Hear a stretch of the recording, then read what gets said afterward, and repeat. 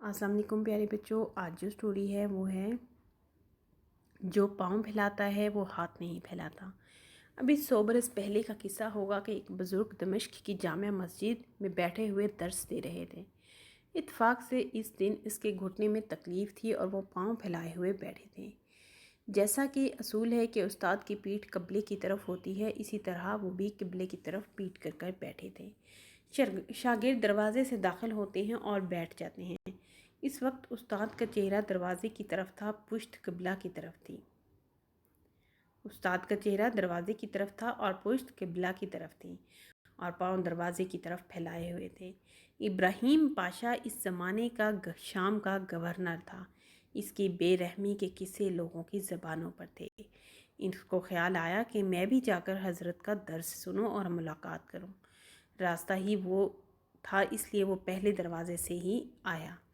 سب کا خیال تھا کہ حضور کو استاد کو ہزار تکلیف ہو، اس موقع پر اپنا پاؤں سمیٹ لیں گے کیونکہ گورنر جو آ رہے ہیں، لیکن انہوں نے بالکل بھی حرکت نہ کی، نہ درس دینا بند کیا، نہ پاؤں سمیٹا۔ اسی طرح پاؤں پھیلائے بیٹھے رہے۔ ابراہیم پاشا پاؤں ہی کی طرف آ کر کھڑے ہو گئے۔ ان کے شاگرد جو تھے، ٹیچر کے جو شاگرد تھے، وہ کانپنے لگے کہ دیکھیں اب کیا ہوتا ہے، ہمارے استاد کی شہادت ہوگی کیونکہ یہ اتنا بڑا جو بے رحم انسان آیا ہے، یہ ہمارے استاد کو ہماری آنکھوں کے سامنے مرڈر کر دے گا یا پھر ہمیں باندھ کر لے جائے گا، دیکھو کیا ہوگا۔ ابراہیم پاشا کھڑا رہا اور وہ دیر تک درس دیتے رہے، نگاہ اٹھا کر دیکھا تک نہیں، پاؤں بھی نہیں سمیٹے، مگر خدا جانے اس پر کیا اثر ہوا کہ اس نے کچھ بھی نہیں کہا۔ اس رحم دل انسان کو خدا جانے کیا ہوا کہ وہ اس استاد کو کچھ نہ کہہ سکا، کوئی غصہ نہیں کیا، کوئی شکایت نہیں کی اور واپس نکل گیا۔